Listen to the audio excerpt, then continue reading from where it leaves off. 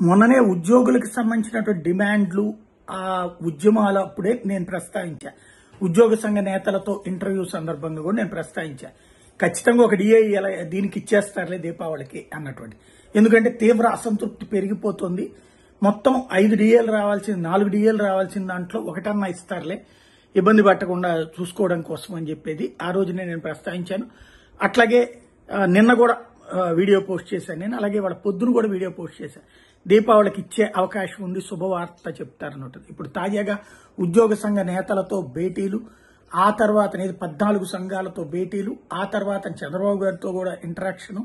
నేను మొన్నే చెప్పాను, ఉద్యోగుల్ని ఇబ్బంది పెట్టకూడదు, వాళ్ళ ముందు ఇగో ఫీల్ అవుతున్నారు, వాళ్ళని అస్సలు పట్టించుకోవట్లేదు ఈ ప్రభుత్వం వచ్చిన తర్వాత, వాళ్ళతో అసలు చర్చలే లేదు అన్నటువంటిది. అటు పీఆర్సీ కానీ ఇతరత్ర అంశాలు ముందు అసలు వాళ్ళతో కూర్చుంటే ఏదో ఒక సమస్యను పరిష్కరిస్తూ ఉంటే వాళ్ళు కూడా టైం ఇస్తారు. అలా కాకపోతేనే మొన్నటి ఉద్యమాల తరహాలో వస్తుంటుంది అన్నటువంటి ప్రస్తావించాను. ఇప్పుడు నేను చెప్పిన మాటనే విన్నారని నేను చెప్పను కానీ, బట్ ఒక మంచి పని జరిగింది. ఇప్పుడు ఒక డిఏ రిలీజ్ కి ఓకే చేశారు.